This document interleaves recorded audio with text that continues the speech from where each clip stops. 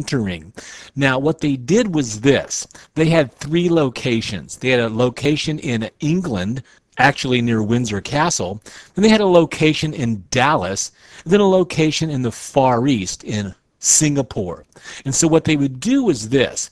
They would have this virtualized service desk that used a follow the sun concept, providing global around-the-clock support. So you had several local service desks virtualized as a single telecommunications unit. This is the modern, specialized version of a local service desk. This can be done in a single organization, in a single location, or it can be expanded globally. The problem with this is, and it was a problem for Knowledge Pool, was that it was difficult to provide on-site support. What they would do is they would have these support phone numbers that were the same phone numbers, but they would be rerouted as the network centers transitioned according to their business hours. So for example, when I was working for Knowledge Pool, depending upon when my shift was, when I call the support number, I may be talking to the UK, or if their shift was over, I would be talking to Singapore. Now, since I was accessing the service desk, I was the customer or the client. And from my point of view, the number was the same. I didn't notice the transition, except for possibly the change in accents. This is an excellent solution for large multinational corporations. Let me give you another example of what happened with State Farm. What they would do to provide on-site support, and this is the same thing that you might see in other multinational organizations, is this. They may have a service desk and support desk, but to do the service calls on-site, they would contract with a third-party vendor. For example, with State Farm, they would contract with IBM or Gentronics. As a matter of fact, I've worked as an on-site technician for IBM as a contractor for State Farm, following up on service calls and trouble tickets from their centralized service desk or help desk. And realize with that scenario, if the third-party service call is from Gentronics or from IBM, each one of those companies are going to have their own service desk. For example, they might call a toll-free number and they'll be asked, are you with Gentronics? Are you with IBM? If I'm with IBM, I get routed to the IBM service desk to handle the contracts, the service level agreements that State Farm has, for example, with IBM or Gentronics. So you can customize this solution based on your third-party vendors, based on your SLAs, or based on the fact that you're offering an in-house technical support solution. And I want to emphasize here, this is not a trivial real-world example, because State Farm Insurance on a per-node basis is the largest network in the world, only rivaled by the U.S. government. Again, this is a very valid real-world ITIL solution. So the virtualized concept here means you're providing one single virtualized interface or access, either through the web or through an 800 number. And then again, that represents multiple service desks which can provide follow-the-sun support around the world. Again, this is a global solution. Now, along with this service desk framework, you're going to have different types of personnel, different categories. And the personnel that you do have will be determined by the overall goals, the mission, the structure of your service desk for your particular solution. A lot of this will tie into the human resources aspect of your organization. But for example, you may have what we call call center personnel. This is going to be a support unit that records calls only. Okay, call center does not provide solutions. They're an inbound call center. Calls are routed to the specialist department, can be routed either horizontally or vertically to deal with the problems. In some situations, the recording and routing of the calls could be automated using a voice response system, and I'm sure you've run into that scenario before. Next, we have what are called unskilled service desk.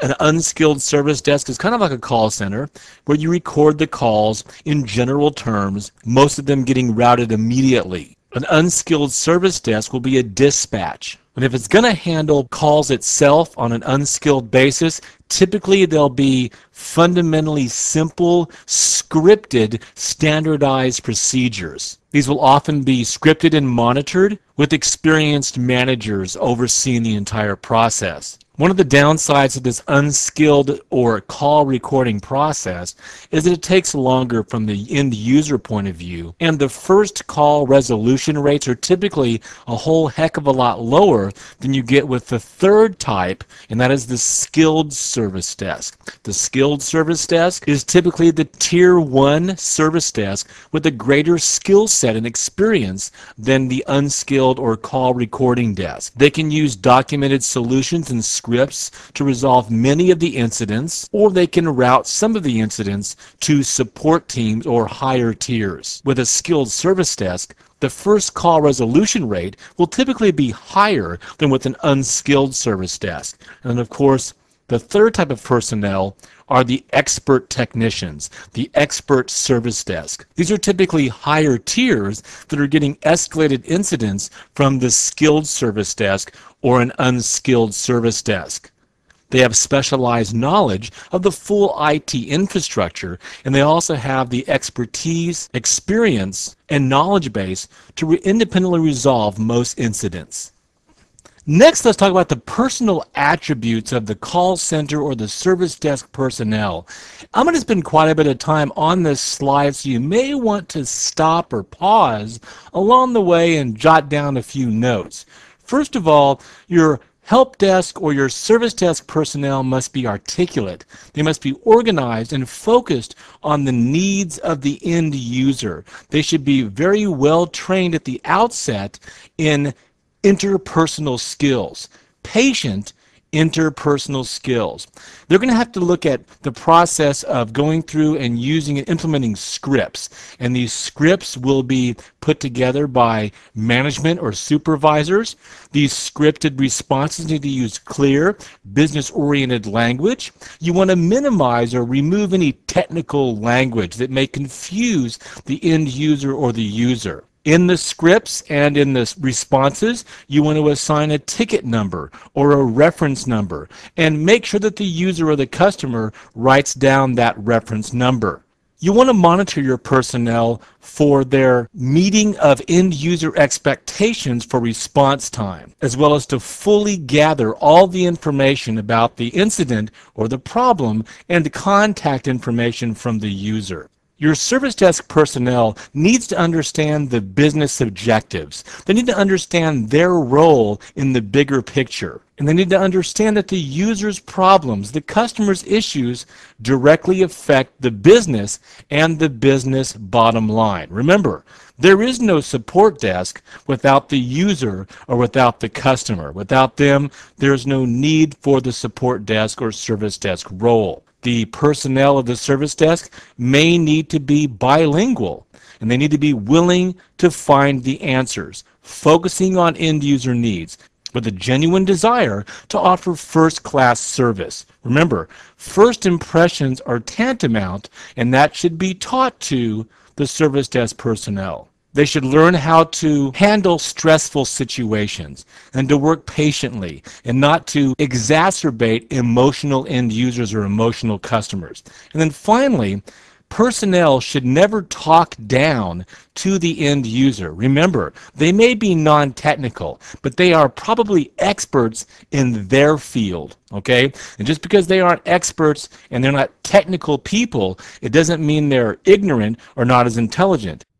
You know, when I think of what not to do as a service desk personnel, I think about that skit on Saturday Night Live that Jimmy Fallon did, where he's Nick Burns, the company's computer guy. He just says just all the wrong, most obnoxious, arrogant things. Things like this. If you want it not to work, yeah. Oh, it's the computer that's stupid, not you, right? It's the email that's stupid, not you, right? They teach this type of stuff on Blue's Clues. Hey, thanks. Yeah, instead of playing a game, God forbid we read the manual. Was that so hard? Hey, you know, they're training monkeys down at the zoo to use computers. Maybe I'll sign you up for a class. I'm gonna go down to the third floor. I gotta teach those buffoons a new program. I'm out of here. Oh, by the way, you're welcome.